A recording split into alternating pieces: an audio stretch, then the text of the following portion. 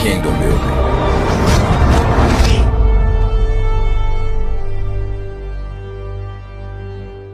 If you come against the scriptures, man, we gon' rise up.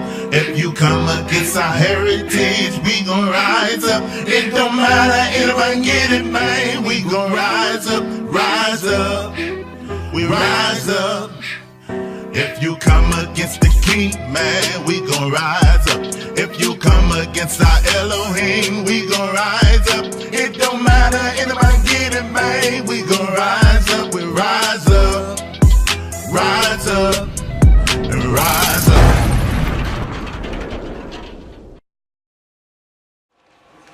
Again, that's Deuteronomy chapter 30.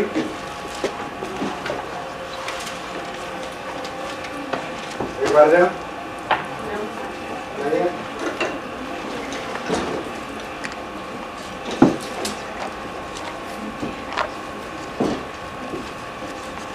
Okay. Deuteronomy chapter 30. And it shall be, when all these words come upon you, the blessing and the curse which you have set before you, and you shall bring them back to your heart among all the nations where Yahuwah your Elohim drives you, and shall turn back to Yahuwah your Elohim and obey his voice, according to all that I command you today, with all your heart and with all your being, you and your children.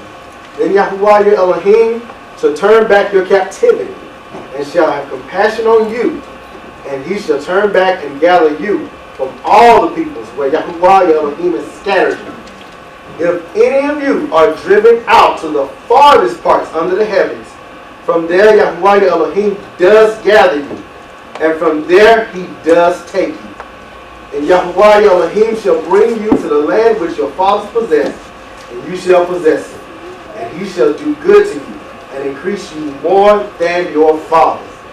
And Yahuwah your Elohim shall circumcise your heart and the heart of your seed, to love Yahuwah your Elohim with all your heart and with all your being, so that you might live.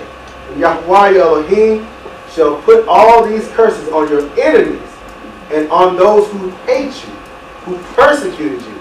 And you shall turn back and obey the voice of Yahuwah and do all his commands which I command you today. And Yahuwah your Elohim shall make you have excess in all the work of your hand, in the fruit of your body, and in the fruit of your livestock, and in the fruit of your ground for good. When Yahuwah turns back to rejoice over you for good as he rejoiced over your fathers, if you obey the voice of Yahuwah your Elohim, to guard his commands and his laws, which are written in this book of the Torah. If you turn back to Yahuwah your Elohim with all your heart, with all your being, for this command which I am commanding you today, it is not too hard for you, nor is it far off. It is not in the heavens to say, who shall ascend into the heavens for us, and bring it to us, and cause it to hear us, so that we do it. Nor is it beyond the sea to say, who shall go over the sea for us, and bring it to us, and cause us to hear it, so that we do it. For the word is very near you, in your mouth and in your heart, to do it. See, I have set before you today life and good, and death and evil. And that I am commanding you today to love Yahuwah your Elohim, to walk in his ways, and to guard his commands, and his laws, and his right rules. And you shall live and increase. And Yahuwah your Elohim shall bless you in the land which you go to possess.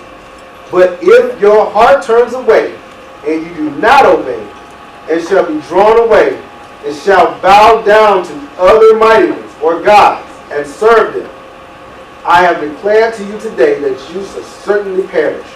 You shall not prolong your days in the land which you are passing over the Jordan to enter and possess. I have called the heavens and the earth as witness today against you. I have set before you life and death, the blessing and the curse. Therefore you shall choose life so that you live, both you and your seed, to love Yahuwah your Elohim, to obey his voice, and to cling to him. For he is your life and the length of your days, to dwell in the land which Yahuwah swore to your fathers, to Abraham, to Yitzhak, and to Yaakov, to give them. Hallelujah. All praise to the Most High for the reading of His Word. So we're going to go ahead and move forward with the Shema.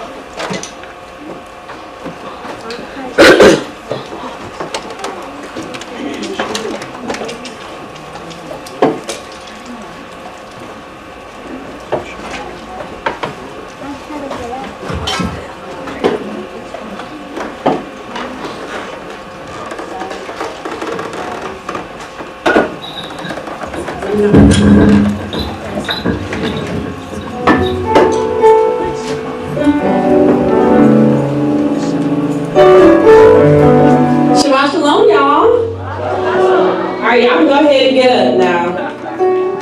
We just sat for long enough.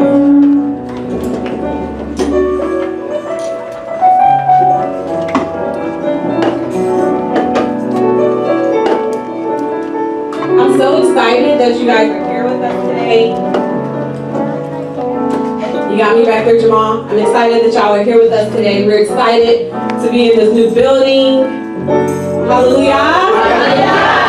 So we're going to worship our Most High today. All right, we're going to go ahead and start with the Shema. Come on, clap your hands.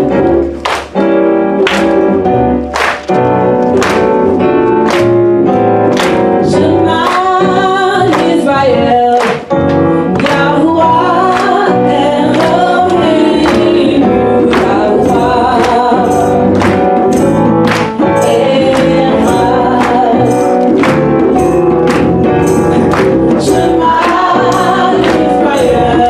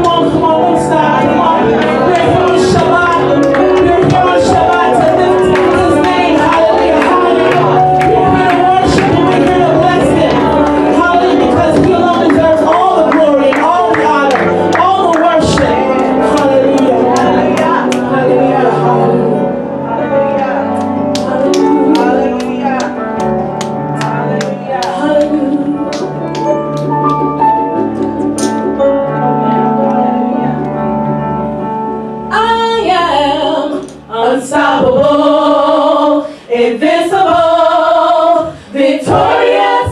I can do all things. Come on, we here to worship, we're here to celebrate, we're here to praise His name. Hallelujah. I am unstoppable, invincible, victorious.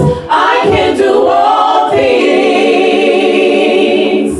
Hallelujah. Come on, I bless His name. Hallelujah.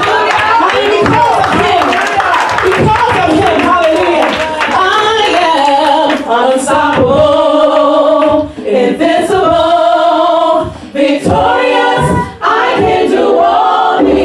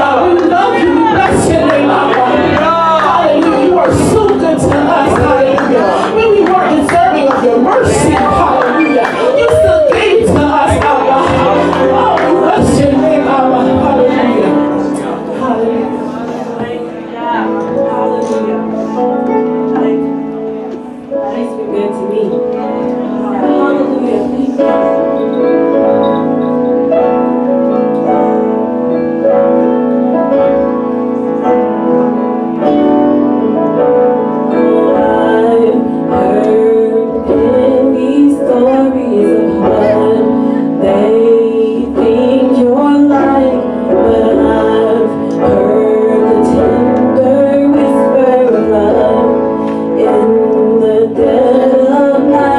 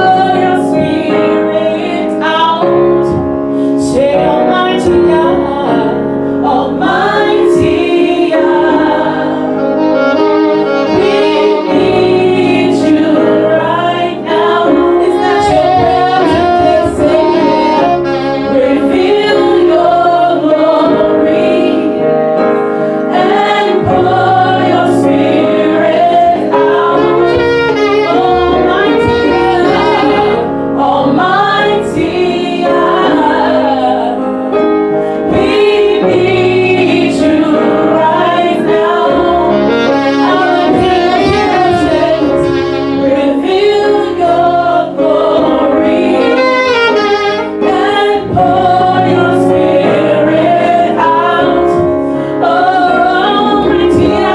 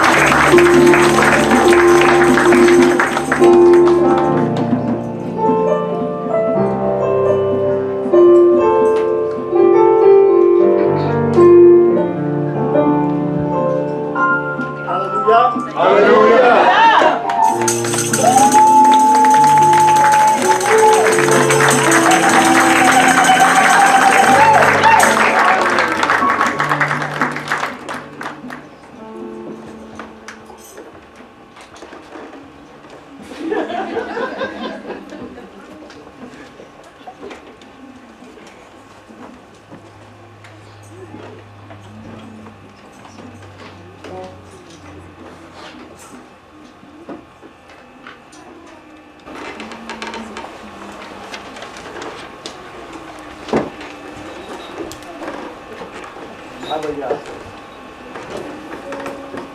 We come before you to thank you for the set apart gathering for bringing us from around the world, from bringing us from our communities, from different locations, for waking us up to our identity, our heritage, Father, and allowing us to be in this time, this season, where we are the ones who are clinging to the covenant, Father, that you made with our ancestors, Abraham, Isaac, and Jacob. Father, we do not take that lightly. So we exalt you, Most High Yah, creator of heaven and earth. There is none like you in heaven or on earth or beneath the earth, Father. You are the one and only mighty Elohim, and you are worthy to be praised. We ask that you send your spirit here, Father, so that we may get everything that you desire from us today, Father. On this Shabbat, you in the covenant told us to remember it, which means somewhere along the line people will forget it.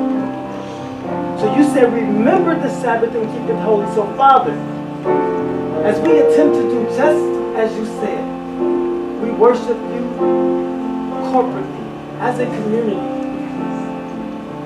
Father, cleanse us from anything that we may have done in our past, Father. We repent before you. We repent before you. And we repent for the things that our ancestors have done, Father. Yes. Whether in ignorance or willingly against you, Father, spitefully, raising their fist against you, Father, and mocking the covenant. But Father, we repent for those ancestors. And we ask that you continue to pour out your spirit upon the world so that our lost brothers and sisters may wake up to who they are and return to this covenant, this mighty covenant that you have given us. We ask that the lesson that is being brought forth will be edifying for someone. That it would help them understand you more. Understand your law more. Understand the Torah, the covenant. Father, we just ask that you're here in the midst. And we give you praise, honor, and glory in the name of your Son, the glorious sacrifice, Yahushua HaMashiach. We give you praise, honor, and glory in his name. Hallelujah. Hallelujah.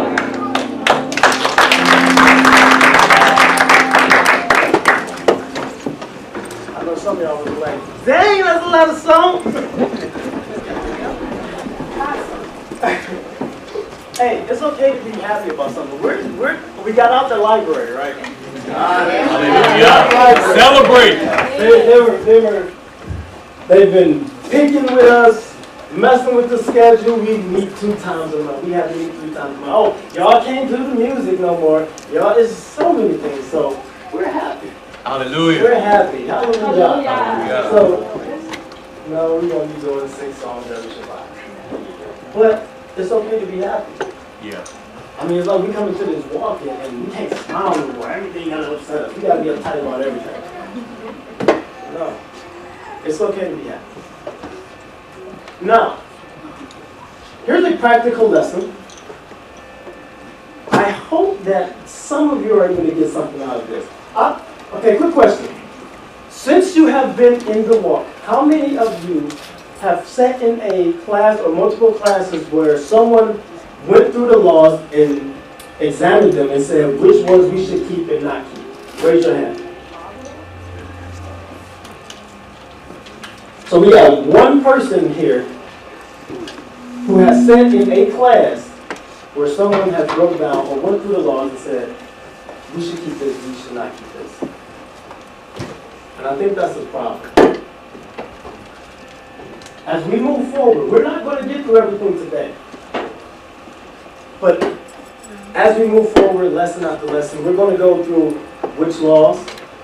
And some of them we know that we're supposed to keep. Expound on them so you can understand why. Why it's written the way it's written. Because sometimes we do stuff mechanically where yes, to say it, we're going to do it, but we don't really understand why. And you get defensive if someone brings something out about it because you don't fully understand what it is you're doing. So in all that getting, get what? An understanding. An understanding. So let's get started.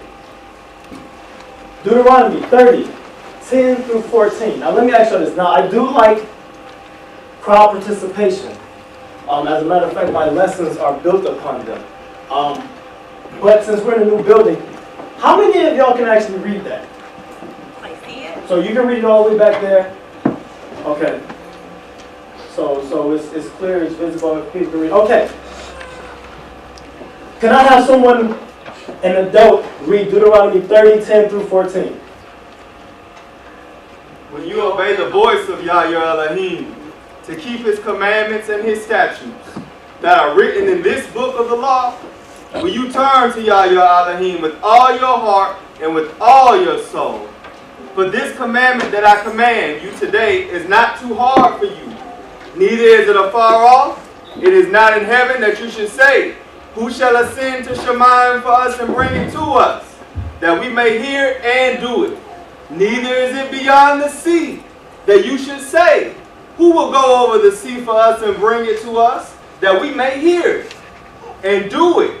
But the word is very near you. It is in your mouth and in your heart, so that you can do it. Thank you. Now, what is that saying? How many of us have been told that in the past that we can't keep the law? They say it all the time. Yeah. Oh, it's only a few of y'all who's been told that? Okay, so what is this scripture saying then? It's saying that it's not too hard, you can do it. Now, granted, in this land, let's be honest, we have been cultivated to do certain things, to live a certain way. As a matter of fact, all of our pleasures are really things that bring us into bondages, that cause us to break the covenant. But this scripture is saying that it's possible to keep the law. Now, disclaimer, I'm not saying that I've kept the law perfectly. I'm not saying that. But I'm just telling you what the scripture is saying. So when the Most High gave this, he gave it and he put something in us that should allow us, if we are able to conquer our flesh, to be able to do this. Now, did our ancestors do that? No. No. Are we doing it now? No. We're trying. We're trying. Stuff like this, we're navigating. We're navigating, trying to figure things out. You know, when you come into this walk, you believe one thing. 6 months later, you believe something different. Yeah. A year later, something completely different than what you believed a year ago. So we're navigating, we're all trying. Our heart has turned back to the Most High. And we're trying to do what we understand in righteousness, but it takes practice. And what happens when you practice something? You perfect it. You perfect it. Now, once again, in this land, we live in a perpetually unclean land. Everything we do, every place we go, 9 times out of 10, there's some uncleanness there because we don't have our own communities. They're not following the same laws that we are, the same covenant and culture that we have. But we are striving to do what he did. Now, quick question. Simple question. Did Mashiach keep the Torah perfectly? Yes. Okay. Very, very simple. Did Mashiach keep all 613 laws? No. So I hear some of you saying no. So how explain to me, how did he keep the Torah perfectly, but he did not keep all 613 laws? Because it ain't 613 laws. Wait, hold on. Who said that? You said because it's not 613 laws. How do you know that? Well, a lot of times I feel like it just be repeating itself. She said a lot of times it seems like it's repeating itself. Would you agree, disagree? Yes, I agree. Okay. Some of the laws are ceremonial. Some of the, you say disagree that he didn't keep all of them? No, I disagree that the laws keep repeating themselves because there were some laws that were attributed to ceremonial. Okay. What about you, brother? I got 2 things. Okay. Can everybody hear me? As far as 613 laws, the word Torah, numerically, it equals 611. Mashiach says that there are 2 laws. Love the Lord thy God with our mind and our heart, and our brother the same. And all of these laws came on these 2 principles, which equals 613. Now, as far as did he keep them all? No, because they don't apply it. He doesn't have a ministry cycle, that law don't apply to him. If he's not a farmer, that law don't apply to him. If you don't have sheep and oxen, those laws and some of those things don't apply to him. So no. Would that be an accurate statement? Yes. Okay.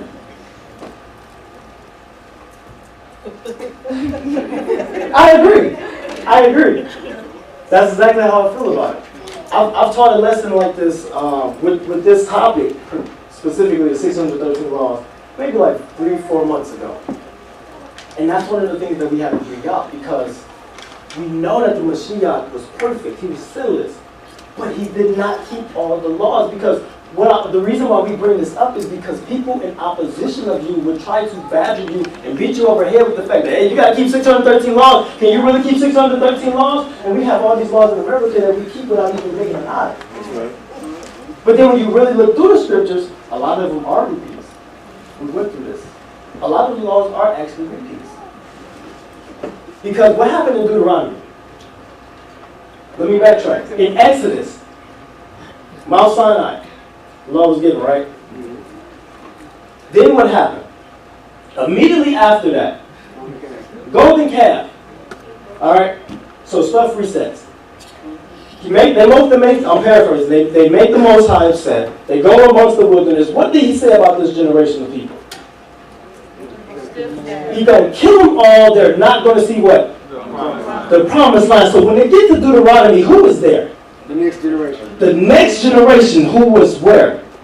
Were they at Sinai? No. Deuteronomy is repeating what was said at Sinai. So when you really look through the scriptures, it's not 613. Now, if you just count them, yeah, on a mechanical level, yes. But in reality, what they're saying, in essence, a lot of them are saying the same thing. And like I say, when you get to Deuteronomy, Moshe is actually just giving a synopsis of everything that has occurred, especially when you get in the beginning of the books. Does that make sense? So those people in Deuteronomy before, which was the ones who died in the wilderness, which was their children, was not at Sinai. They needed to be reminded of the covenant before going into the promised land. All right? So I already went over that. So here's the problem with misunderstanding Torah. Galatians 3:24-25. Wherefore the law was our schoolmaster to bring us unto who? Yeah.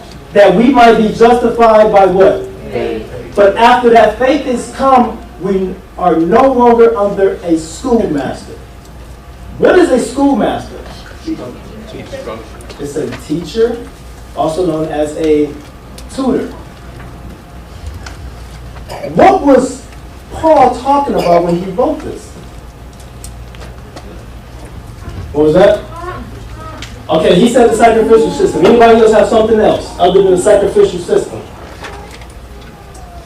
Because that right there is a scripture that is used to say that we don't need to keep the law, right? That we're not supposed to be doing what we're doing right now. We're bringing ourselves back into bondage. I guess what I was saying was the law was our schoolmaster. I think it's saying maybe the spirit of the law is behind it. What is the purpose of saying these things versus just a bunch of do's and don'ts? But what is y'all trying to protect us from? Gotcha. So what does the teacher do? Gotcha. What does they tutor? Okay, instructs. You say what? Once you learned it, you no longer need a teacher. So a teacher instructs, a teacher guides. What's that? Yeah, once this becomes your life, then therefore you don't need to be under being reschooled from. Okay. So if, for example, hypothetically speaking, if I was showing you all, hey, when you sin, you need to sacrifice this. You need to sacrifice this animal. When you sin, when you do this, you need to sacrifice this animal. When you sin, when you do this, you need to sacrifice this animal. What am I doing? I'm doing this repetition, but what am I? I'm training you. I'm teaching you that when you sin, you need to do this, right? So, what that is simply a foreshadowing of something later. So, like you said, once something comes, you no longer need it anymore. So, when you have a sacrifice, that is greater than any other sacrifice that you can give when you sin, do you still need to do those previous sacrifices? No. It's redundant. Doesn't make sense, right? So when you misunderstand the Torah, and I know some of y'all have encountered people who use this, that schoolmaster, that's the law of sacrifice. And specifically, the law of sacrificing for sins, because when you look into the book of Acts, they were still doing sacrifices. Drink offerings were still there. Sin offerings were still there because sin offerings cleanse you. It's really called a purification offering. So some of these offerings were still there. It's the purpose of sinning, when you commit unintentional sin, that Mashiach was killed for. Does that make sense? Yes. All right. So, within the text, which broken laws constituted capital punishment? Breaking the Sabbath. Breaking the Sabbath. You say what? Okay, what else? That's two. Murder. Murder. Homosexuality. Homosexuality. What was that? Bestiality. What was that? Bestiality and homosexuality. Bestiality, homosexuality. What else? Kids hitting their parents. Kids hitting their parents. That's a good one. Adultery. What else we got? Rape. Okay, what else we got? Idol worship. Idol worship. Forget that. Murder, kidnapping, striking or cursing his parents, rebelliousness, children, their rebelliousness, sacrificing to false Elohims, violating the Sabbath, blasphemy, child sacrifice, divination, adultery, bestiality, incest, homosexuality, rape, and false witness. I forgot to put the two scriptures references down there at the bottom. But all of these things will cause you to get put to death. Now, false witness, I'm not going to go too much into that right now, but there's 2 stars next to it because it's contingent upon something. But we're going to touch on that later. So if these things are going on, do you know anyone who are in this walk who has broken the Sabbath? What did you do?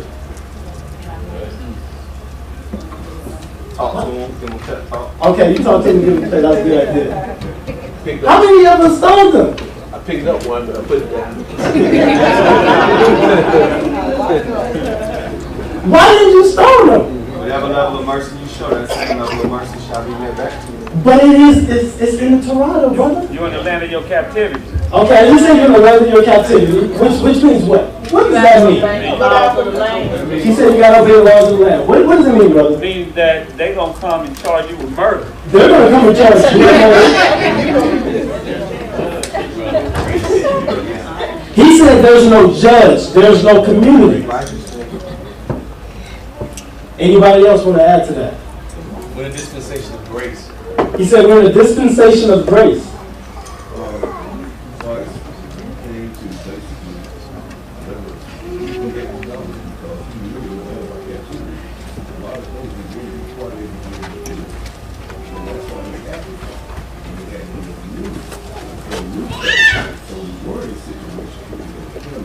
Okay. Let's look at something real quick. Is Israel a nation? No. No. We're a people. We're not a nation? Not in the nation. Wait, fam. No, man. What are y'all talking about?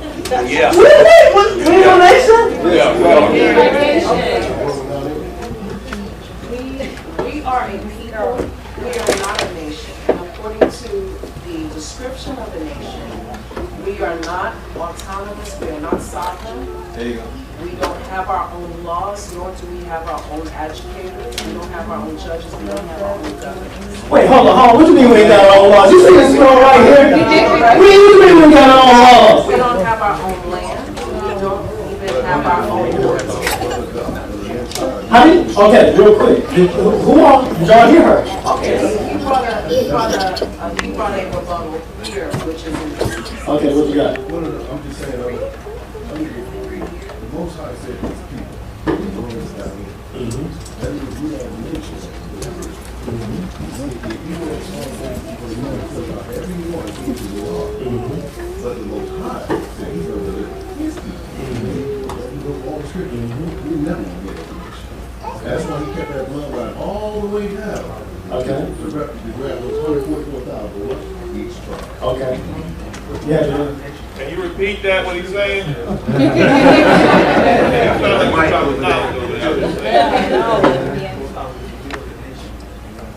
Say that one more time. The scripture says the Most High will rebuild us in one day. That day has not came yet. All right, that's true. Jewish people, but we're not going into that. All right, check this. What is a nation? This is what we first, somebody's already answered it. I'm going to say it right now. Somebody's actually already answered it. But let's continue to walk along methodically. Let's break this stuff down. What is okay, real quick, go ahead. What you got? A nation is a group of people that governs them on their own self. That's a nation? Yeah. Okay. So let's look and see. A nation. A large body of people united by a common what? What else? History. What else? Culture. What else? Language. And what's that last one? Inhabiting a particular state or territory. Okay. Why do y'all think I put that in red? I would say we're a nation within a nation. Within what nation? We're a nation within the U.S., which is a nation. So we do, in some places, inhabit a particular state or territory. Not own, but inhabit. But Israel is everywhere. She just said Israel is everywhere. Exactly. So we're nation inside of nation. Okay. Let's go. Let's get to this next one. Because this next one is important, because if I ask you if you know anyone who broke the Sabbath, and you say you did not stone him, then what is your defense? Because you can say grace and all these things, but if it's written in this covenant, right? What is your defense? This is important. Autonomy. The quality or state of being what? Self-directing freedom and especially moral independence.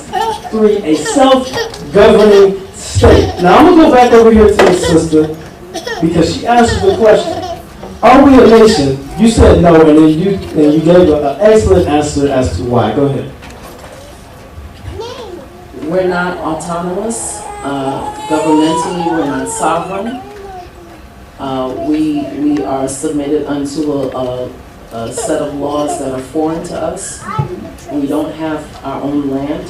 We don't have our own judges. We don't have a military system. We don't have an independent economic system. All these things that would constitute as a fully functioning nation that is autonomous and sovereign, we do not have. If we had this, we would be a nation. So then, if we have what's written in here, if someone broke that, then we could do what? Pick up some rocks. Pick up some rocks. That's true. That's true. Go ahead. We are a nation, but we're currently a nation divided according to Scripture. But how are we a nation if we don't even have the particular land? We don't have a land. Everything's like crumbs. So we will become a nation, just like the brother said. He said, the Most High said that He will build a nation in a day. In a day. So we're not there. This is the reason why we can't do what we want to do. If we wanted to truly live by this, the way that it was written, you can't when you're in a land that's not your own. But understand why. We know we can't, but we need to understand why, because people will challenge you on what you believe. The opposition will challenge you. Detractors will challenge you and say, well, you ain't keeping the law because if someone did this, you didn't do this. How do you explain that? When the Mashiach was when they wanted to crucify him, what did they have to do? Why? Somebody said you have to go to the Romans. Why? It was a ruler. Because what? It was up to who to say the Gary name? He said it was up to Pilate. Why? Because they were the governing nation. Israel had lost their autonomy. They were no longer self-governing. They are like we are right now. They were in their land, but that doesn't mean anything if you're not self-governing. Yes, they were in their land, but that means zero if you can't enforce your own culture. Also, with us being scattered all over the place, it's kind of like a protective mechanism because then the enemy can't really get us down right then and there and destroy us altogether. Oh, that's absolutely correct. That's true. I mean, a byproduct of us being scattered is that, yes, the enemy can't just take out all of Israel at one time. Can't do it. Absolutely cannot do it. So yes, you're correct. But as far as us being a nation, if we don't have a land and we're not able to self-govern ourselves, then no, we cannot execute any judgments. Does that make sense? So just because particular instructions have a death penalty attached to it, which can't be carried out, doesn't mean that the instruction itself should not be obeyed. All right? Matthew 8, 3 through 4. So they still didn't have autonomy. We know this because they had to go to the Romans when they wanted to do something. So this was at that time, but still, the Mashiach told them what? And Yahusha stretched out his hand and touched him, saying, I will. Be clean. And immediately his leprosy was cleansed. And Yahusha said to him, See that you say nothing to anyone, but go show yourself to the priest and offer the gift that Moses commanded for proof to them. So we know that they were in the land here, but they didn't have autonomy. They was not self-governing. They could not execute the judgments, but they still had to keep the law. And this is one example from the text. Make sense?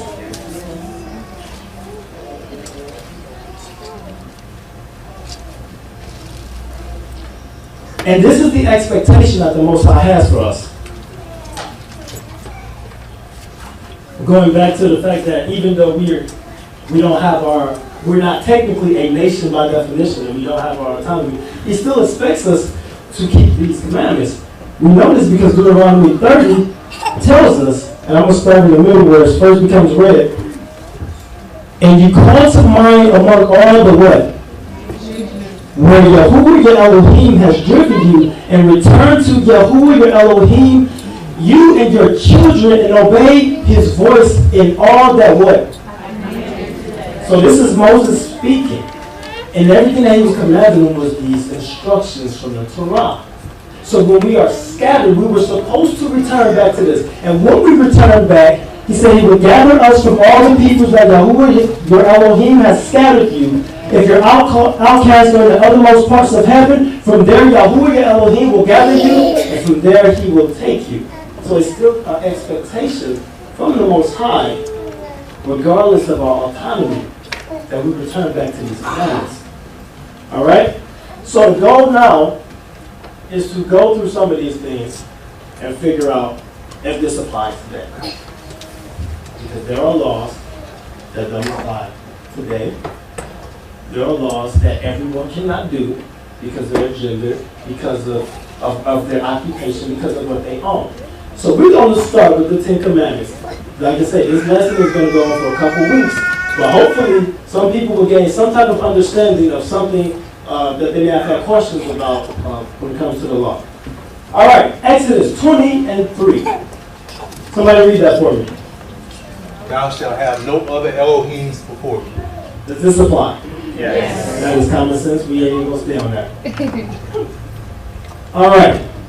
Exodus 24 through 5. Somebody read that.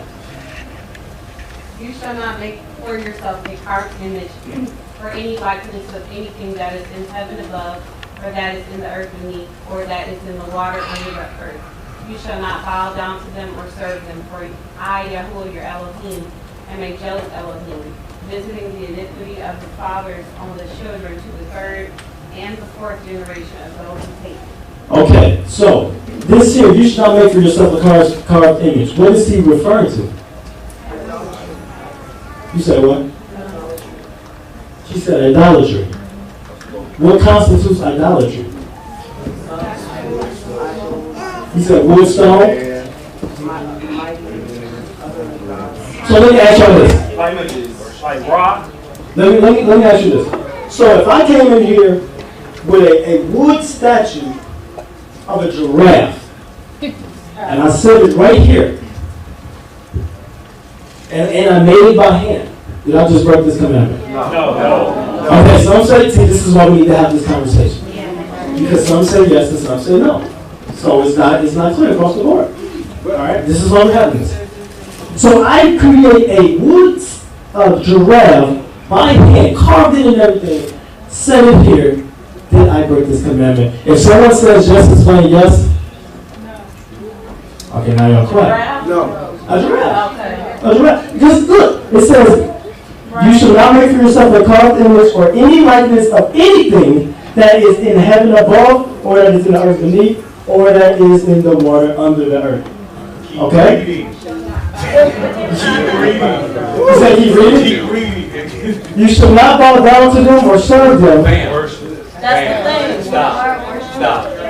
You said stop? Stop. No. Okay, so let's look at this.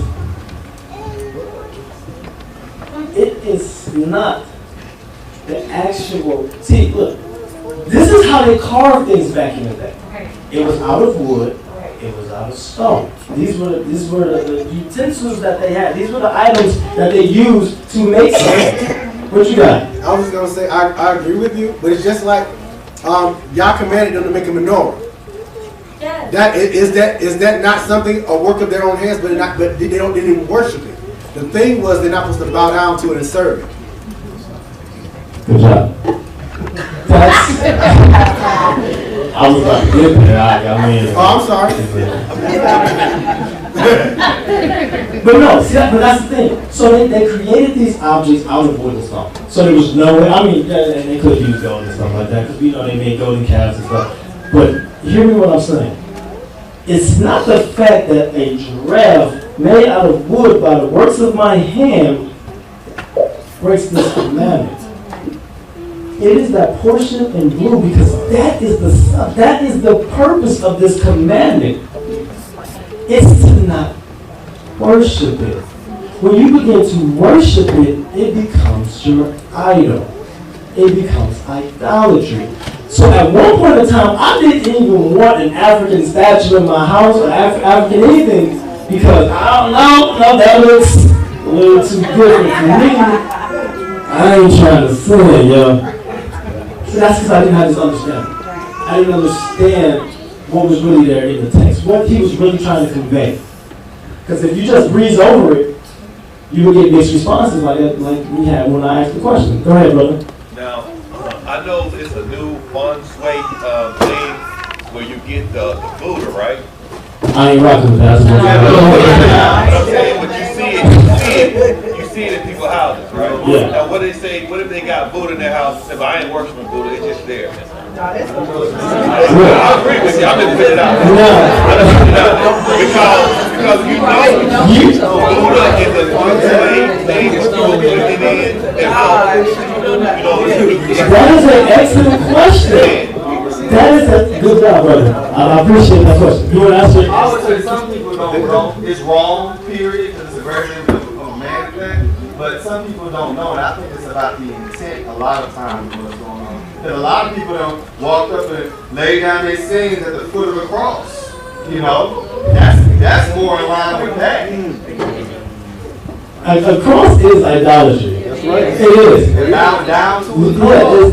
The cross, the representation of the cross supersedes the representation of the person that was on the cross. It has become an idol. But to answer your question, when it was when they was going into these lands, what did the Most High tell them to do to those Asheroths and the stuff that they created? Tear down, burn it. Why? So you wouldn't inquire about it. Because what? So that you wouldn't start worshiping yourself. But what if it was just a giraffe? It was a representation of something. It was a representation of one of the gods that they worship. So that's where I can say I wouldn't rock. No, ain't no way that I'm gonna rock with something like that because I know the representation of what it is. When they went into these lands, they had to destroy these things because they represented something. They represented another deity, another Elohim. All right. Is that the case? If that's the case, then should we be going to nail salons when they have like the Buddha statue or like the Chinese restaurants? Okay, good question. Good question. So here's the thing. When you're in this land, Repeat the question. Repeat the question so people didn't hear it. She said, so should we be going into? If she said if that's the case, should we be going into nail salons where they have a Buddha statue or something like that? Very good question. When it comes to certain things in the law, I'm going to get to you, brother. When it comes to certain things in the law, and I'm only using the word law because this is what's been associated. Typically, I wouldn't even use this term because we know it's not law, it's instructions, right? But when it comes to things in the law, you have a yes, you have a no, and I'm talking about trying to follow in the land of your captivity, and then you have a gray area. An area where it's very subjective. What I tell people when we get to this gray area is work out your own salvation. Some people don't use microwaves on the Sabbath. Some people do. We're going to get to the Sabbath because it's one of the commandments. But apparently that's a gray area because people don't really know whether or not it's breaking the commands or not. Right? So what I would say, and we can get feedback from some other people, when it comes to something like that, work out your own salvation. Because in this land, it's hard to avoid a lot of the companies that own from some of the cars we drive, from the clothes that we wear. It's hard to completely disconnect unless you are making your own stuff. This is why we do need to create communities where we're patronizing each other. We don't have that yet. We have people that scatter and sell a few things here and there, but we don't have a full-fledged community where we're able to get everything from each other, where we know that there's no idolatry, no nothing attached to it. So when it comes to something like that, I would say work out your own salvation, whatever your convictions lead you. Okay? Does that make sense? All right. Brother had his hand raised. I'm just thinking about scripture when the Lord said, even some of the people were worshiping. They were worshiping to idols, and people wouldn't know when they eat meat. They didn't care about idols. But he said it's not about that. It's about you something that wants to don't know. So in that context, I think it's like what you said. Yeah, work out your own salvation. Whatever your convictions are with that. But whatever you do, a Buddha statue is something like. Right. We know that that's not it. Right. If you put that in my house and someone come in and they see that, they say, well, you know, it's a problem. No, man, it's not it. So you got to kind of, like you said, work out your own salvation. Hallelujah. Anybody else have a different opinion? He said my people will perish for lack of knowledge. So if we learn everything, like from when we go to college and learn all these things, why not? Before we purchase something, we learn of the origin of those things. Like I'm trying right now, trying to figure out how to get stuff out of my house because it was bought before I came in the walk, and so that's my responsibility to figure out what is like against what I believe in and how I go about getting rid of it. It's just like give it away, but I can just figure out how I can get rid of it. I mean that's our responsibility for people to do that. Anybody got any? What you got? Even like here in America with the laws, just because you're ignorant of the law does not mean that you're not subject to the consequences of the law. Now, like we understood from some of your earlier teachings that the law it was very practical. It had purpose behind it. So just because you didn't know to not circumcise your child on the 6th day because you were ignorant, don't mean he's not going to bleed out to death if he doesn't have the medical attention around him to give him the vitamin K and that stuff. And so we understand that there are deeper meanings behind these instructions, and just to say that I'm ignorant could put you in a very tough situation, because you're trying to, that could be the outlet for you to do it. You know, we know that in the land of our captivity, they put pork in everything. They give us different names. Still don't mean that we're not subject to what it does to the arteries and all of that. And you're brushing your teeth. You say, man, I'm keeping my teeth clean, but your arteries are doing something different. I agree. Now, there's another part that I haven't read. Visiting the iniquity of the fathers on the children to the third and fourth generation of those who hate me. What does that mean? The apple don't fall far from the tree. He said the apple does not fall far from the tree. What else we got? Anybody else got something on that? She said it's generational. What do you mean by generational? That it's passed down, like epigenetics? Passed down through the bloodline? Okay. But you said it's passed down through lifestyle. Okay. Seeing their fathers and mothers doing it, that they repeat that cycle. Okay. That's good. That's good. Okay. Yeah, like the hate is like unreal, hatred is like not doing his will. That's what it is. Okay. Now, I have a question. What do we have here?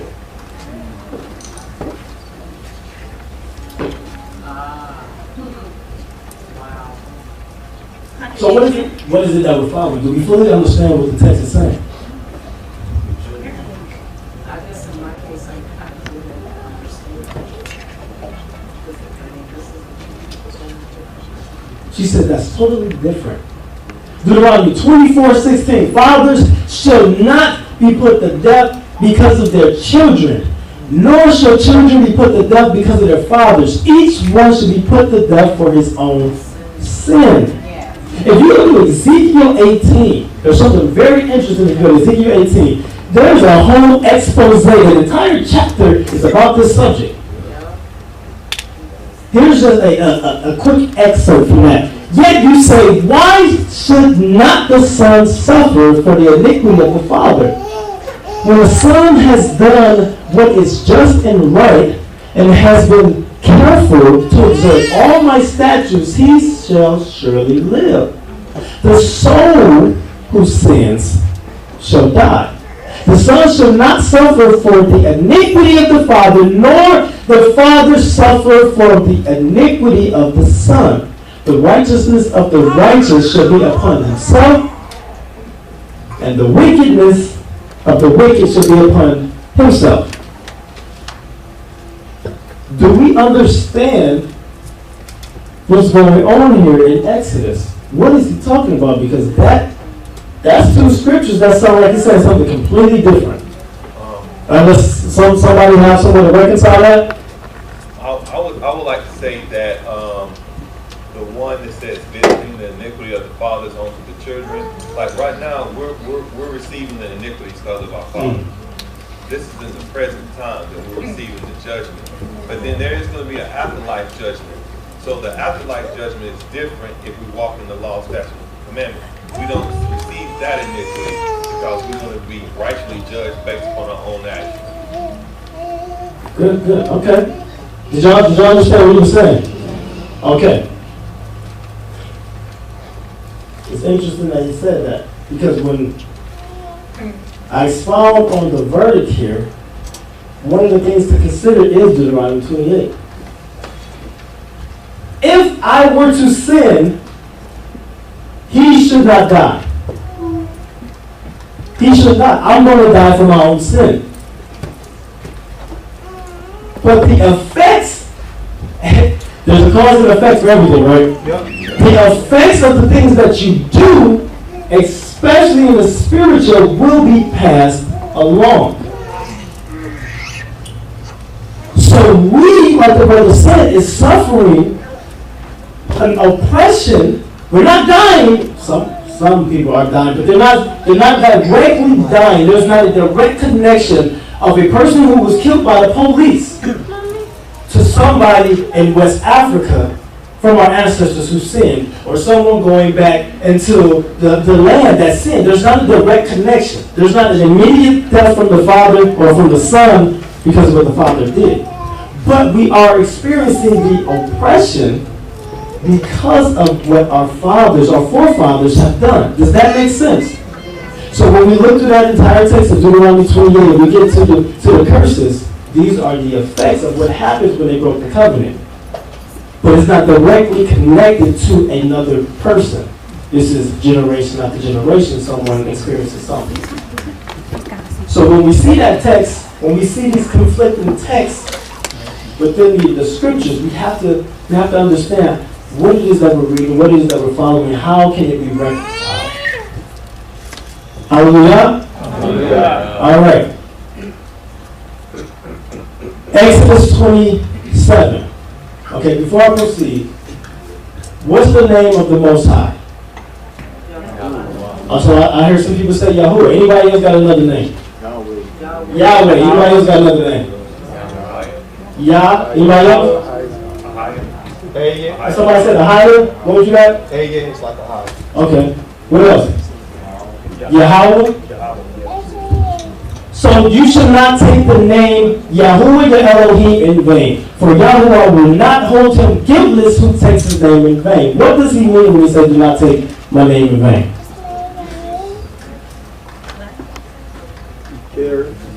Don't make it useless. She said not saying his name with a cuss word. That's what I was taught growing up. But is that what it's really saying? Thank you for your feedback though. I think like committing murder and then getting off in a high power trying to get you off and say thank you, Yahuwah. I think that's taking his name in vain.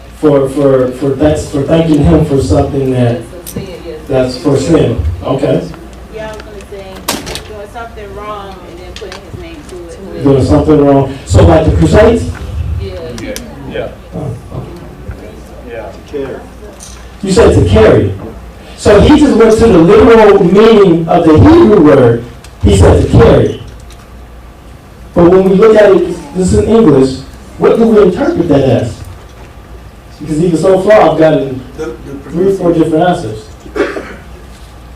So, what is a name? Is it a title? Shem. We've heard that before, right? We've heard Hashem, Baruch Hashem, bless the name, right? We've heard that before. But when you look at the definition of what a name is, there's something else that comes along with it. And I want y'all to read the part that's in red. Reputation, fame, and glory. You also have by implication, honor, authority, character, fame, renown, report. So is it the specific Hebrew characters that this is talking about when we say don't take his name in vain? No. Or is it something else? I would take it as do not be irreverent. Okay. Towards his character. Okay. Towards his character? His very being, his very presence. Being disrespectful. Not being disrespectful to his character. You said, okay. Don't take his glory away from him. Okay.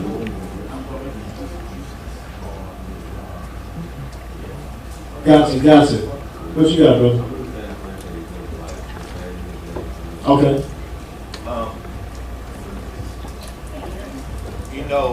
The thing is, a lot of times, and this back when you go to church, they'll tell you something what God said, right? But they can't back it up in the scripture. Okay. So when they carry out what God says in his name, and it's not backed up by the scripture, it's in vain. Because we don't supposed to listen to him. Call every man a lie. Okay. So let's see what the text has to say. Numbers 14:11 through 20. And Yahweh said to Moses, how long will this people despise me? And how long will they not believe in me, in spite of all the signs that I have done among them? I will strike them with the pestilence and disinherit them, and I will make of you a nation greater and mightier than they. And then Moses said to Yahuwah, then the Egyptians will hear of it, for you brought up this people and your might from among them. And they will tell the inhabitants of this land, they have heard that you, O Yah, are in the midst of this people, for you, O Yah, are seen face to face, and your clouds stand over them, and you go before them, and a pillar of cloud by day and a pillar of fire by night. Now if you kill this people as one man, then the nations who have heard your what? Will say, it is because Yahuwah was not able to bring this people into the land that he swore to give to them, that he has killed them in the wilderness. And he goes on, but I want to read verse 20, and then Yahuwah actually forgave me, said, I have pardoned according to your word. So, it was, what is the scripture saying? What was the reason why Yah forgave them? Say it again. He didn't want his name or his character to be defamed. His reputation. Because, guess what? Those Egyptians that Moses brought up, they saw the fire. They saw the miracles and the plagues and all these things. That was great power. But then, you killed these people in the wilderness, you couldn't bring them in that land. You ain't that strong like we thought you were. We thought you were the Elohim of heaven and earth. But you couldn't even take these people and put them in this land that you said you was going to, that you swore you was going to give to them. He's not as powerful as he think he is, or as they thought he was.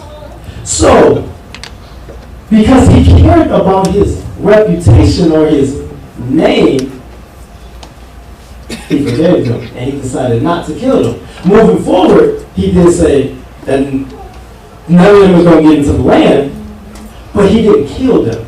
He just let them expire into the wilderness. He didn't kill the seed. What was that? He didn't kill the seed. Yeah, he didn't kill the seed. None of those people made it into the land. But he didn't do what he wanted to do because of his name's sake. So when you move on to Ezekiel 28 through 9, but they rebelled against me and were not willing to listen to me. None of them cast away the detestable things that their eyes feasted on, nor did they forsake the idols of Egypt. Then I said, I will pour my wrath upon them and spend my anger against them in the midst of the land of Egypt. But I acted for the sake of what? My name. So did he act for the vocalization of his name? No. Reputation. But I acted for the sake of my name, that it should not be what? Profaned in the sight of the nations whom they live, and whose sight that I made myself known to them. One more. I'm just reading the red and blue. Then I said, I will pour my wrath. This is later in that chapter. Then I said, I will pour my wrath and spend my anger against them in the wilderness. But I withheld my hand and acted for the sake of my name, that it should not be profaned in the sight of the nations. So while we're arguing about what his name is, which I do think it's important to try to get it right, and not just call him whatever you want to call him. When we talk about taking his name in vain, it is about you taking his character, his reputation, and destroying it and trampling it under your foot. Because if you say that you represent the Most High God, and you're out here doing any and everything, and you can't be differentiating between anyone else, then you are taking his name in vain. You are destroying his character. So when people see you and associate your acts, they're going to associate it with your God. Does that make sense? It also say in the book of Revelation, only those that's in the book of life will even know his name. That is correct. One more. So this is when it was going into, they was crossing over to Jordan, and this was Rahab when she hid the spies, and she did what she did because out of fear of the Most High. So I'm going to start at verse 8. Before the men lay down, she came up to them on the roof and said to them, I know that Yahuwah has given you the land, and that the fear of you has fallen upon us, and all the inhabitants of the land melt away before you. Why did they melt away? For we have heard how Yahuwah, they heard something about this Elohim. They heard something about him, dried up the water of the Red Sea before you and came out of Egypt, and what you did to the 2 kings of the Amorites who were beyond the Jordan, and Sihon and Og, who were devoted to destruction. As soon as we heard it, our hearts melted, and there was no spirit left in any man because of you, for Yahuwah your Elohim, he is Elohim in the heavens above and on the earth beneath. She's making this declaration because of what? Because of what she heard. That reputation keeps going. So if I say your name, Yonatan, if I say your name, brother, your reputation will succeed you even if you're not into this room. So if I say your name in here, anyone knows who you are, something's going to come to their mind, whether good or bad. That's up to you. But it's the reputation that will be attached to your name. Okay? So if you have children, this is why it's important for the children to honor the parents, because if you have children, there's a what? They're a representation of who? Of you. Right, that's also a child. And they can look at you like, you raised this kid like this? That is a representation of you. That's the name. They're carrying your name. Not just the literal name, which they are, but they are carrying your reputation. When they act up at school, your reputation is also on the line. Right? So this is what we're talking about when we talk about don't take the name in vain. So, I don't know if we got time for this one.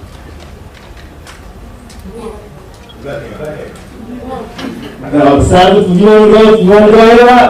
That's what we're going to do then. Because it's getting late. And I want us to fellowship.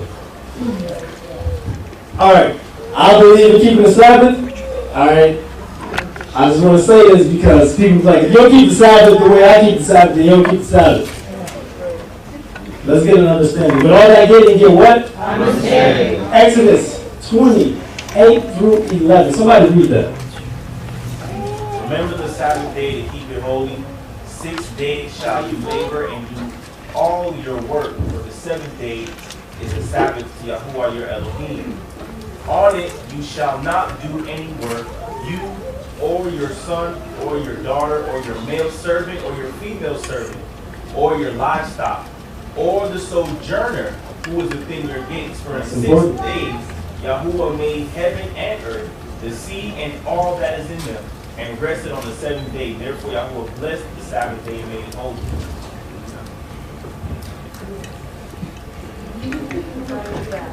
The conflict of keeping the Sabbath. What do the majority of the people argue about when it comes to keeping the Sabbath? Word. I heard somebody say, because we're in captivity. I heard that. What else we got? He said it don't matter, I got to pay my bills. When your ox fall in the hole, should you leave it down in there? Come on. I've also heard that this preached one time that don't kindle a fire. Then that person is accursed because they cannot follow all of the laws. Yeah. And I think she was pulling from the. She's pulling from Paul. She's pulling from Paul. Because she misunderstands the Torah. But yeah. So she's pulling from Paul. What do we who know we're supposed to keep the Sabbath? Because how do I know that? When it began. Y'all are here. So, let's go over a couple things. They argue on what day to keep the Sabbath on. Can you keep the Sabbath on land that's not your own? Working on the Sabbath? Helping or doing good on the Sabbath? Cooking on the Sabbath? Fire on the Sabbath? Buying and selling? Washing the dishes. This is a very it's an unnecessarily controversial subject. When it's supposed to be a delight, we can, not we because we are here, but our brothers and sisters can't even come together appropriately and enjoy because we got to debate. We got to debate with each other about every little thing. Well, let's go through some of this stuff and try to get an understanding. Before we go to that, what is the Sabbath to the children of Israel? Sign. Our first slide said, what you say, brother? It is a sign. Yep. So if you are a child of Yisrael, you should be doing what? Whether it's Friday night to Saturday night, whether it's sunrise to sunset, whether it's Thursday, whether it's every full moon, whatever you have come to your understanding that the Sabbath is, you should be keeping the Sabbath. You should not be using an excuse to not keep the Sabbath if you call yourself Israel. That's just the bottom line. Regardless of what day or how you observe it, you should know that you're supposed to be observing it if you call yourself Israel. Because that is a sign of his covenant with us.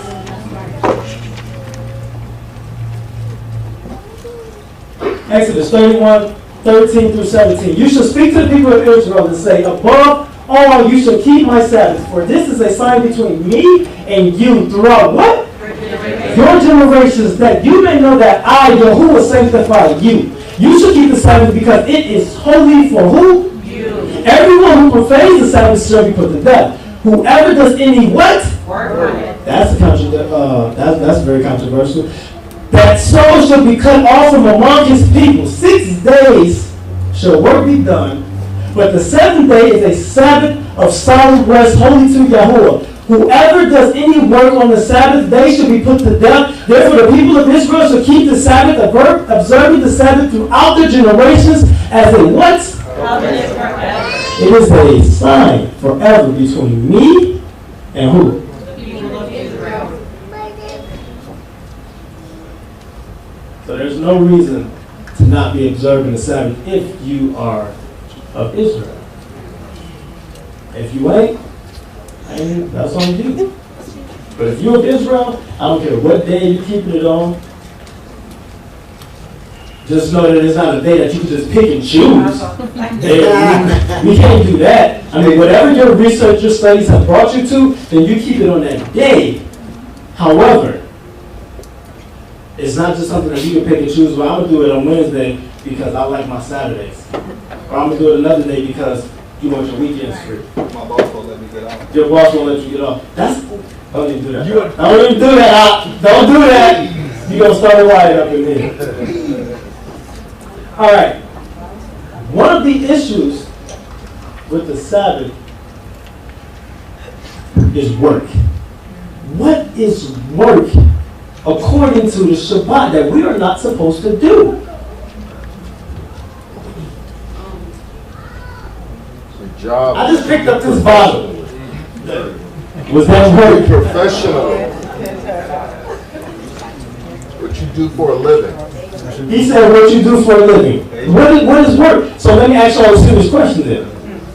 Because I've really seen a lot of debates, so I think this is very important to discuss. When we came in, the people who was here before left little leaves and stuff right here. If I swept that up, would I be working? Some people say yes, some people say no. This is why we're having this discussion. I say yes because there is physical exertion and it can get to the point of extreme physical exertion, which takes your mind off of the Most High. Okay, so she said because there is physical exertion that can make you what? It can escalate to extreme physical exertion. It can escalate to extreme physical exertion, which could do what after that? Take your mind off of Yah. Take your mind off of Yah because you tired, boss.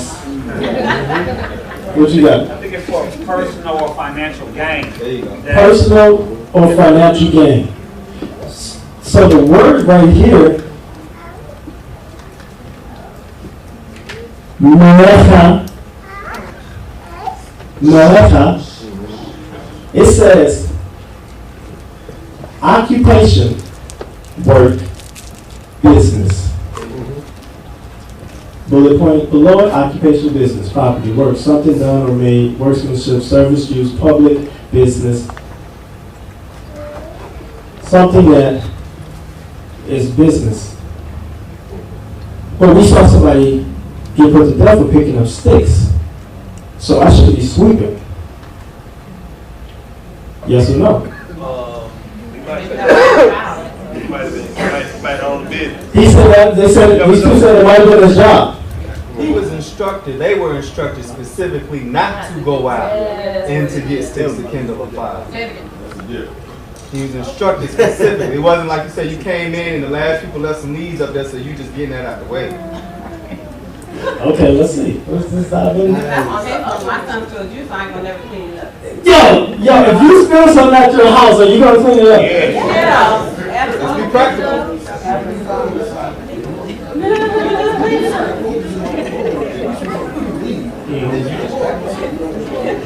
Okay. we don't get to it. I love this feedback. I love this feedback. Go ahead, brother. Some people violate the command to come together on Shabbat because they say driving is an exertion to them. Okay. I hit traffic on the way here twice. But you know what? Let me be honest with you real quick. Let me be honest with you. Let me get to you, brother. When I first came into this walk, I felt the same way. I felt like I couldn't drive because I might get tired. So that's actually true. I literally felt that way. I don't feel that way anymore. So I don't feel that way anymore, but I did feel that way. So this is what I'm saying. When you come into this walk, if no one's breaking this stuff down on how it should be followed, you just gonna go to whatever your mind interprets, or you may Google something, you come across something from a Jewish source, and then you're gonna be doing a lot of, or not doing a lot of stuff that you can actually do because they have so many fences that they have created. Go ahead, brother. But I was going to say, the way I see it is the Most High, what was His work? His work was creation. He rested from doing creation. Yeah, He did. On the seventh day. That was His job. So the Sabbath is resting from doing your job. Okay, hallelujah.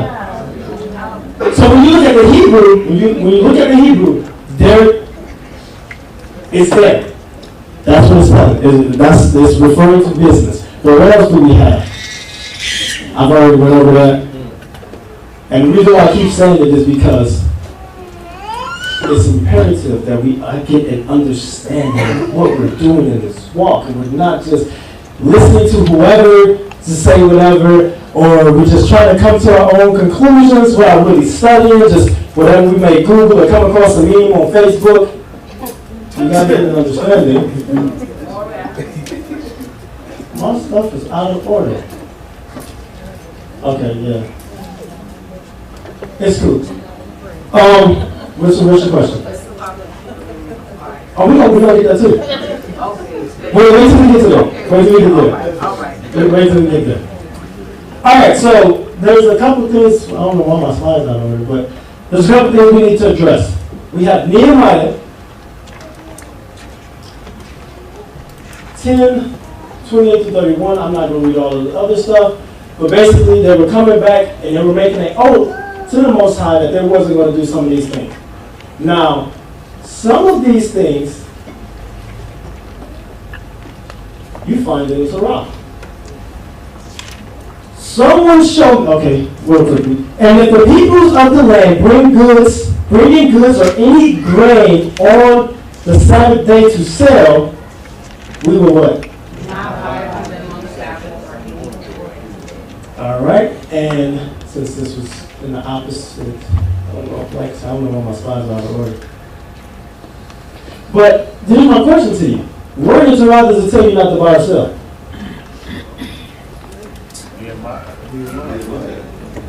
Is that the Torah? What is the foundation of what we stand on? The Torah. Why is he saying this? Is he adding to the text? That's a command not to do that.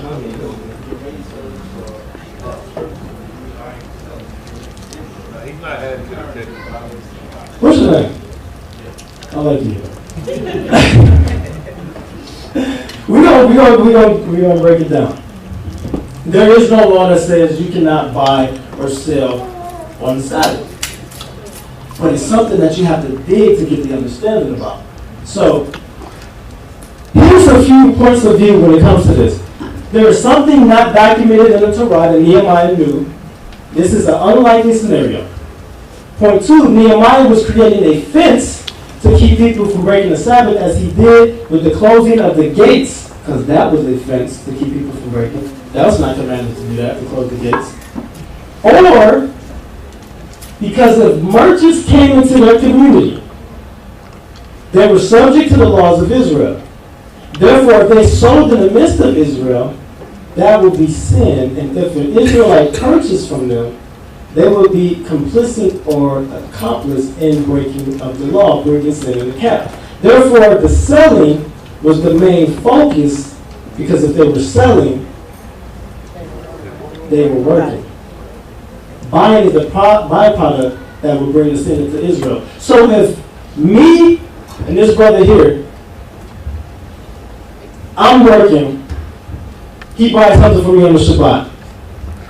He didn't work, but he participated in bringing sin upon me. I was already on my own because I was working. I was already in sin.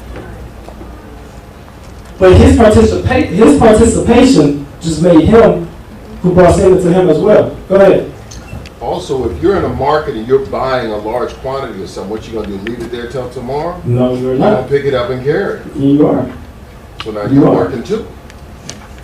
So when you look at these texts, like this, Nehemiah 13, 15 through 18, in those days I saw in Judah, that's important, people treading wine presses on the Sabbath and bringing in heaps of grain and loading them on the donkeys, and also wine, grapes, figs, and all kinds of loads which they brought into Jerusalem on the Sabbath day.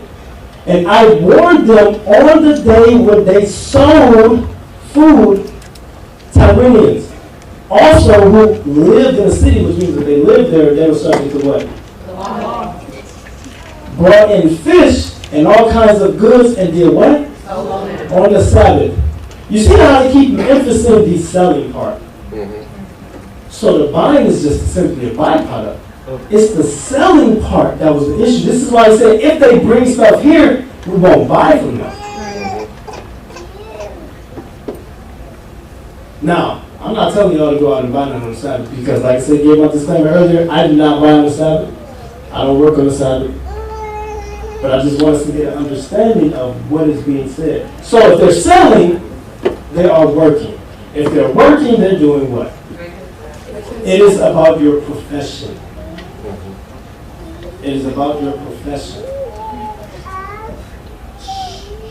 Does that mean go out and cut your grass? I wouldn't do it. I wouldn't do it. You have 6 other days to do that. I agree. So no, I would not do that. But specifically, the way the text is written, it is about your occupation. What would you say as far as when it comes to like online stores and stuff, like if people have online stores set up and people, should you shut down your online store? Because they usually don't have like a turn it off for a day or turn it off at a certain time. If you own a business that service online, very good question. I think that's a gray area. I think that's when we have to work out your own salvation. Some people would shut down the store. But it's hard to just take not saying because it's hard not to do it, that's not what I'm saying, but it is hard to just deactivate a web page that no one is actually operating. The orders don't even get shipped out into the work week. But something like that, I won't tell you yes, I won't tell you no, I will tell you to work out your own salvation, and whatever your conviction brings to you. I'm going to stop there. I'm taking the question, I'm going to stop here, because there's more we can get into. But we're running way behind. Go ahead, brother. I just want to say, with people with Chick-fil-A, they see that guy closed on Sunday, and it's a testament to his mistaken faith. When we are not available on Saturday, so why are you not available? It's an opportunity when he says men will see your good works. They can't see your good works if you're not doing it. I absolutely 100% unequivocally agree. One thing I would highly respect about Chick-fil-A, although I get upset when I can't get it on Sunday, is the fact that he believes that so strongly that he is willing as a fast food restaurant to not be open on Sunday. That's the type of conviction that we should have. To where we are willing to lose money. I personally turned down a lot of overtime on the Shabbat because it's not worth it. I'm not about to break this Shabbat. So he believes firmly in his heart and soul that the Lord's day is the day that he keeps holy. Even though he's wrong, But I respect his conviction. He's not Israelite. I respect his conviction. I really, really do. But I do be honest with you for Sundays. Go ahead, sister. I guess my question is more, I don't want to say more practical, but a lot of people would agree that a wife and a mother's jobs are never done. So when it comes to things like what I consider like labors of love, like cooking for your husband or your family, like where does that fall as far as that? You do not cook on the Sabbath. That's something that we was going to go over later. But like I said, it's 3, so we gotta wrap this up. But just because it's a labor of love does not exclude the fact if it's against what the text says. These labors of love can be done 6 days throughout the week.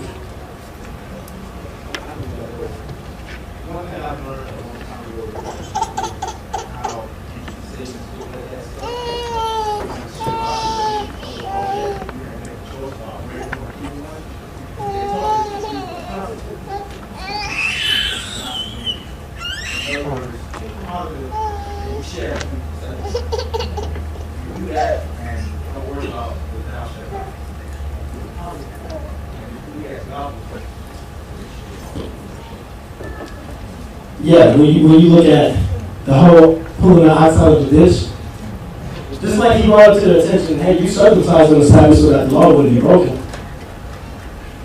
Circumcised on the 8th day, the 8th day kind of falls on the Sabbath, what do? You circumcise.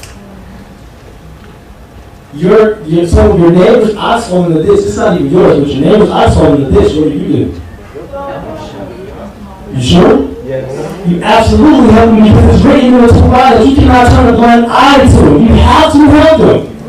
So if it just so happens to fall on a Shabbat, you help them.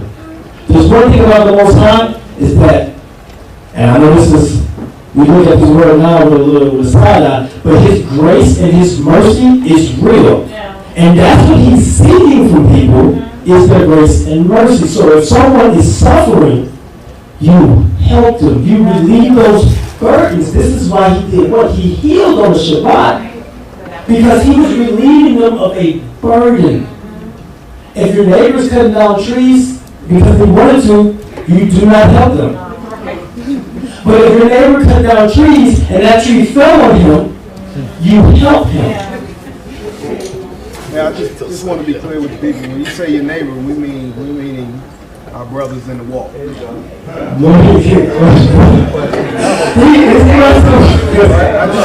say neighbor, well, let me ask you this.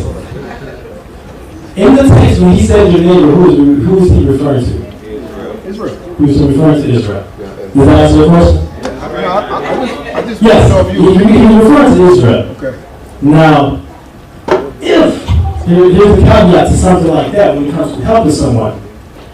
If you help someone who is under some, like a physical, or let's use the example I just gave. Your neighbor is not of Israel. He's cutting a tree. The tree falls on him. Just because he's not of Israel, do you not help him? You do. You do, because how do you let your light shine? How cold-hearted would that be to allow someone to sit there and bleed out, or to be crushed, and you had the capacity in your soul to help, and you don't do it?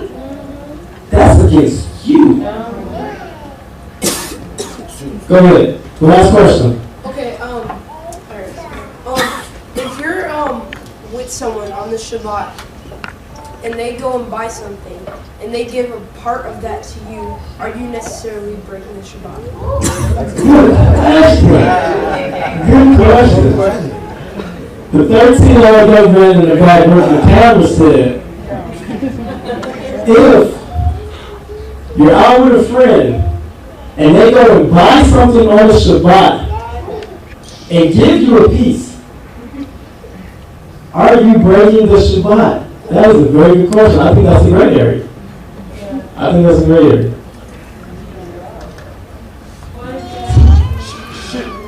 To be honest, I really have a real answer for that. I think that's the regular answer. That's when you have to work out your own salvation. Go ahead, brother. You have something? Should you be out with someone on the Shabbat that's not keeping it in the first place? Because, you know, when it talks about not doing our own will or our own pleasure. Hold on. Should you be out with someone on the Shabbat that's not seeking to keep? Now, there are certain circumstances, because I'm a co-parent as well, so things are different.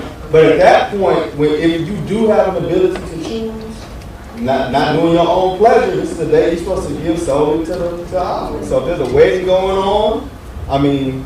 Okay, he just said something good. He said there's a wedding going on. Okay, I'm going to tell you what I do and what I don't do. What I do is I keep the Shabbat. What I don't do is I don't celebrate birthdays, I don't celebrate weddings, I don't do any other thing other than keep the Shabbat on the Shabbat. Anything else could wait until after the sun goes down.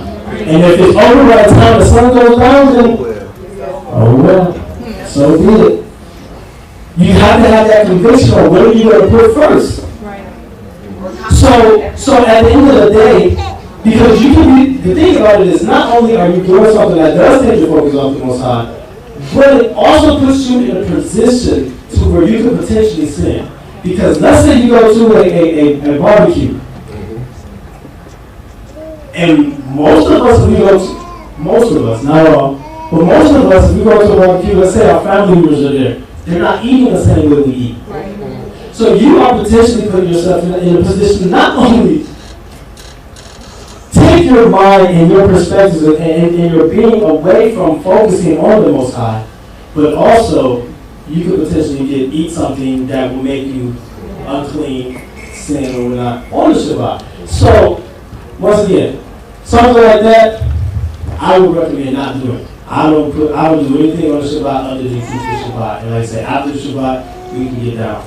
But until then. What if you have no food in your house? Okay, so you can. What's that? And y'all home. Okay. No, okay, that's a very good question. But here's the thing. Here's the thing. That's very good. Very good question. What do you do if you ain't got no food? Well, what were you doing yesterday?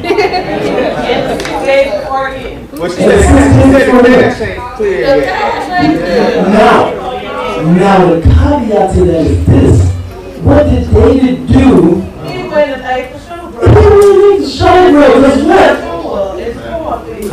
You do not neglect the responsibility of the prep days, there for a reason. That's right.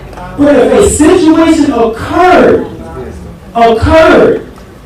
where you were without food, then at that point, yes, you can get you something to eat. Grace and mercy. He's looking for mercy. Go ahead. Can I just say that one of the things that I know he didn't get a chance to go into this yet is the Sabbath is a holy convocation you're supposed to gather. So if you're hungry and you gather with your people, you're going to eat. If you're with someone else, I think one of the issues is a lot of us just want to sit at home on the Shabbat. But if you actually are convocating or gathering, and if you're in that position, you can contact somebody. I'm hungry. Since y'all bring something, there's another opportunity other than just being in your own field, in your own way, and just breaking it because you're hungry. And that's just like if a person was homeless and they were hungry, and you walk past them. Do you not feed them? You're supposed to, even if it's on Shabbat. Go ahead, brother. One of the things that I like to say is we keep the 10 commandments, the 10 words, every day of the week, but we forget the Sabbath the other 6 days.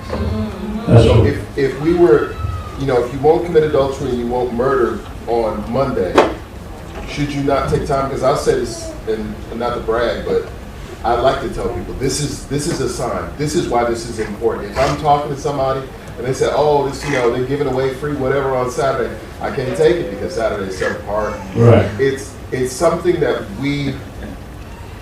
it's a sign of a covenant. So it's your marriage, it's your wedding band. Mm-hmm. You don't just put that on when you're with your husband or your spouse. You wear that all the time. Right. It's something that we wear every day, that we are committed to him and he's committed to us. We have a sitting appointment. If you were going to see the president or the governor or somebody that you thought was important, you wouldn't wait till that day to, oh, let me scramble, let me get ready. Right. You'd be like, man, I'm gonna be seeing him in 3 days. I'm saying, you know, you're going on vacation, you're thinking about it far in advance. But we tend to put ourselves in what we want to do. And I'm guilty of this. So important that we're every Friday scrambling trying to get ready because we didn't take the opportunity to be obedient to that commandment all through the week. Hallelujah. I agree. That's the last question, brother. We can continue talking afterwards if you want to, but there's food back there, people ready to eat. It's getting hot. We gotta wrap this up.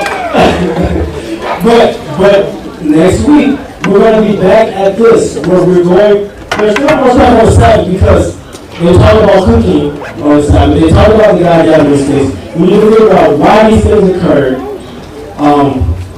Especially the sixth one. If I said that sweeping up these leaves would not be a sin, but I'm saying. Oh, they said that we need to figure out why. What's going on here? So there's still more, and then we can get into, we can end up getting outside the 10 and get to some of these other ones that people have questions on about being unclean and stuff like that. Hallelujah. Hallelujah. Hallelujah. Let's pray. Please stand.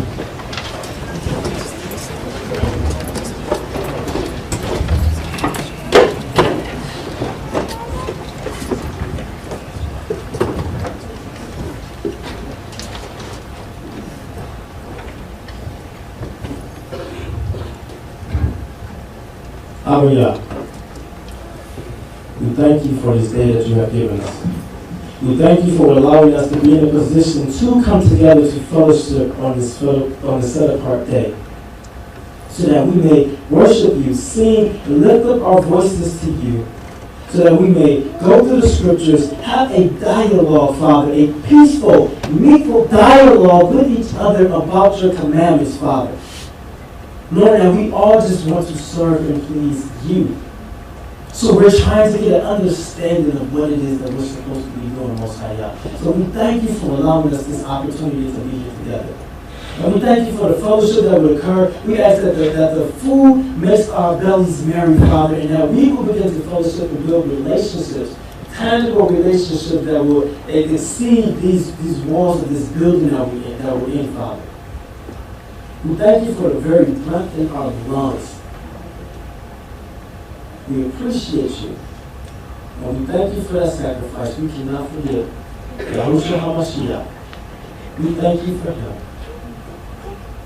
and his obedience that he had despite what his flesh wanted him to do. We ask that you make us as dedicated to your word as he was, even in the face of death. That we would not forsake this covenant that you made with us via our ancestors, Abraham, Isaac, and Jacob. And in the name of your Son, we pray. Hallelujah. Hallelujah.